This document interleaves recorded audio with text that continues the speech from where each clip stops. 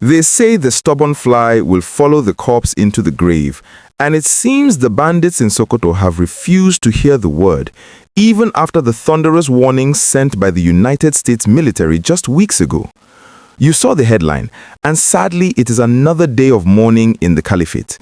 We are receiving confirmed and heartbreaking reports this morning, Saturday, January 17, 2026, that despite the recent Trump airstrikes and the talk of peace deals, bandits have launched a fresh, deadly attack on a border community in Sokoto State.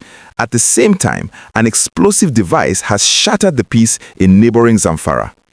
If you thought the big birds from America had scared these criminals into submission, this news is a rude awakening. We're going to take you straight to the remote village of Kiara in Sabon Birni local government area, right on the edge of the Niger Republic border. We will break down how these bandits exploited the lack of mobile network to slaughter innocent villagers in the dark. We will also look at the terrifying new tactic of planting bombs on the roads in Zamfara, which has left 5 people fighting for their lives.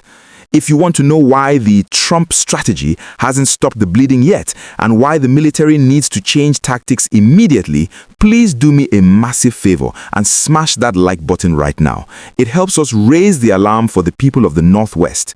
And if you are not yet a subscriber, click that button and turn on the notification bell. You need to be here as we track this escalating crisis. Let's get into the gist of this double tragedy. The attack in Sokoto happened in the early hours of Thursday. While the rest of the country was sleeping, the people of Kyara village were waking up to the sound of gunfire. According to a report by security intelligence expert Zagazola Makama, the bandits stormed the village at about 4 a.m. They came in large numbers, armed with sophisticated weapons, likely the same AK-47s and machine guns that we see in their propaganda videos. Because Kiara is so remote and has no mobile phone network, the villagers could not call for help. They were cut off from the world. The outcome was devastating. 7 villagers were shot dead on the spot. Just like that, 7 lives taken.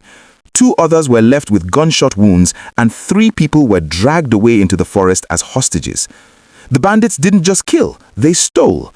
An unspecified number of livestock, the very livelihood of these farmers, was rustled. This attack is a direct slap in the face to the recent security efforts. Remember, we were told that the US airstrikes on Christmas Day had decimated the Lakurawa group and scared the bandits. But this attack in Sabon Birni, which is one of the areas supposedly being watched, shows that the bandits are still very much active and very daring. It seems they have realized that airstrikes cannot hit a moving target in a village at 4 a.m. But the horror didn't stop in Sokoto. Just a few hours later, around 11:30 a.m., tragedy struck in neighboring Zamfara state. This time, it wasn't guns, it was a bomb.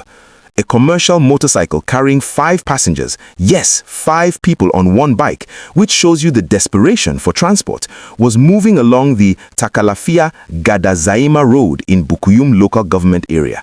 They didn't know that the road was a death trap. They ran over an improvised explosive device, an IED that had been planted by bandits. The explosion was massive. It completely wrecked the motorcycle and left all 5 passengers with critical injuries.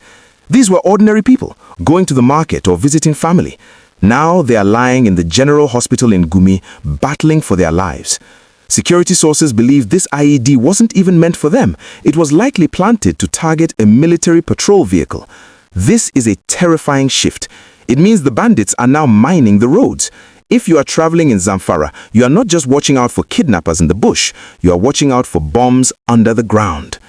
The military has responded, of course. Troops have been deployed to Kiara to retrieve the bodies and hunt down the killers. In Zamfara, the road has been cordoned as bomb disposal units sweep for more explosives. But we have to ask the hard questions.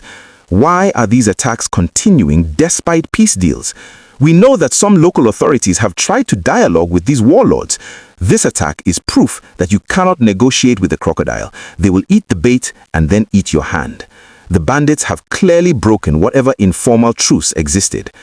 This also puts a question mark on the effectiveness of the Trump airstrikes. When the US planes bombed the forests, we celebrated. We thought it was the end. But security experts warned us that airstrikes alone cannot win a war against insurgents who live among the people. The bandits in Kiara knew exactly what they were doing. They hit a place with no network, meaning no one could call the jets. They hit hard and vanished before the sun came up. It's a game of cat and mouse, and right now, the mouse is winning. I want to pause here and ask you, the viewer, a very serious question. The government is spending billions on fighter jets and foreign partnerships. But if a village in 2026 still doesn't have a mobile network to call the police, aren't we missing the basics? Do you think the solution is more bombs from the sky, or should we focus on securing the ground and giving these villages basic communication tools? Drop your honest thoughts in the comments below. I really want to hear your perspective on this high-tech versus low-tech failure. The situation in the northwest is becoming critical. The use of IEDs in Zamfara suggests that the bandits are learning from terrorists in the northeast. They are evolving.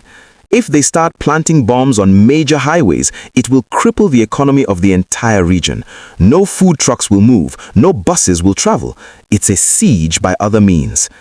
As we mourn the 7 dead in Sokoto and pray for the 5 injured in Zamfara, let this be a reminder that the war is far from over.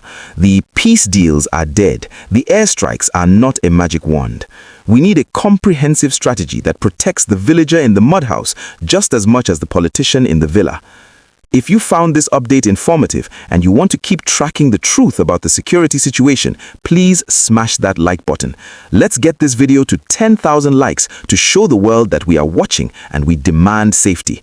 And if you are not yet a subscriber, please do it now. We will be following the recovery of the victims and the military's next move.